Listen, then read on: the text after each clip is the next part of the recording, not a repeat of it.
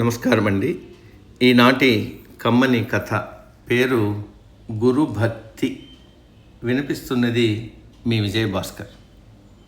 మౌర్య నగరంలో ప్రదీపుడు అనే గురువు వద్ద ఎందరో శిష్యులు విద్యను అభ్యసిస్తున్నారు. ప్రదీపుడు మామూలు గురువు కాదు. శిష్యులను సానపట్టిన వజ్రాల్లా తయారు చేయడంలో ఆయన దిట్ట. అటువంటి గురువు ఆ చుట్టుపక్కల ఇంకెవ్వరూ లేరని ప్రతీతి. ప్రదీపుడి వద్ద విద్య నేర్చుకోవాలని ఎంతో దూర ప్రాంతం నుండి కూడా శిష్యులు వస్తూ ఉండేవాళ్ళు. పిల్లల తల్లిదండ్రులు తమ పిల్లలను ప్రదీపుడి వద్ద చేర్పించడానికి ఆసక్తి చూపేవారు. ఆయన గురుకులంలో విద్య నేర్పడంతో పాటు వినయ విధేయతలు, పనిలో నైపుణ్యము, పెద్దల ఎడల గౌరవము అన్నీ నేర్పించేవాడు. ఆయన తన శిష్యులను కన్న బిడ్డల కంటే ఎక్కువ ప్రేమతో చూసుకునేవాడు. వాళ్లకు మంచి ఆహారము, ఆరోగ్యము, వ్యాయామాలు నేర్పేవాడు.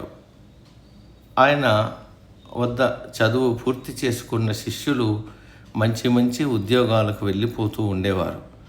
కానీ మురళి అనే శిష్యుడు మాత్రం ఏమీ రాని ముద్దబ్బాయిలా ఉండేవాడు.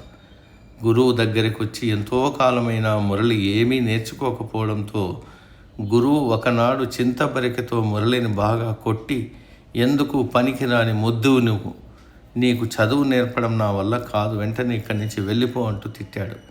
దానితో మురళి గురువుగారి పాదాల మీద పడి, గురువర్య, చదువు పూర్తయితే మీరు నన్ను గురుకులం నుండి బయటకు పంపేస్తారు. కన్న తండ్రి కంటే మిన్నగా చూసుకునే మీకు దూరంగా నేను ఉండలేను. అందుకే ఇంతకాలము నాకేమీ రానట్టు నటించాను అన్నాడు. తనకు వచ్చిన విద్య అంతా అప్పగించాడు. దానితో గురువు, నాయన, నీ అంతరంగం తెలియక నిన్ను కొట్టాను. నీవెక్కడికి వెళ్ళవలసిన అవసరం లేదు. నీకు ఇష్టం వచ్చినంతకాలం ఇక్కడే ఉండవచ్చంటూ తన వద్దనే ఉంచుకుని శిక్షణనిచ్చి తన తర్వాత అతనినే గురువుగా ఉండే అవకాశం కూడా కల్పించాడు. సమాప్తం.